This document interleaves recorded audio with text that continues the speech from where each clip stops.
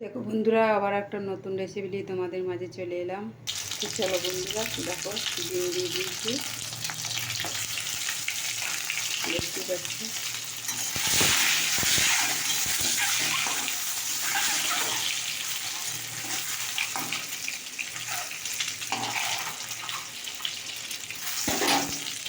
তো দেখো বন্ধুরা, ডিম ভাজা হয়ে গেছে, আর কড়াই খালি।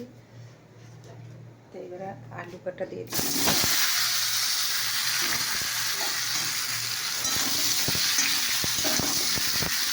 আলু কাটা একটু ভেজে নিই। তো দেখো বন্ধুরা, আলুটা একটু ভাজা হয়ে গেছে, এবারে এটা নামাবো। তো দেখতে পাচ্ছ আলু ভাজা তোলা হয়ে গেছে। এবারে আমি তেজপাতা দিয়ে মশলাটা দিয়ে দিই।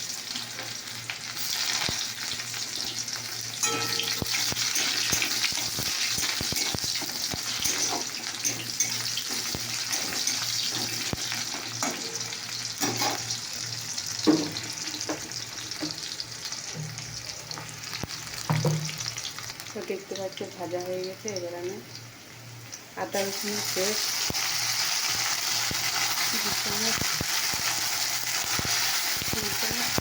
একটু দিয়ে দিলাম।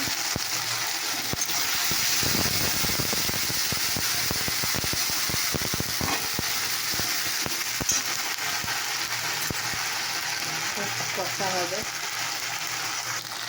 ভাজা হচ্ছে এখন।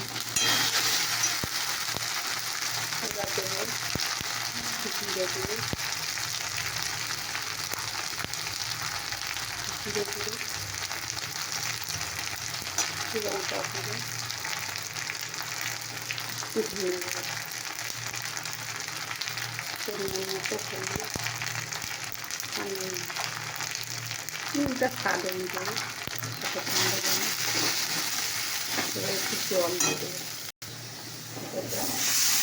আপনাদের পোলট্রি মশলাটা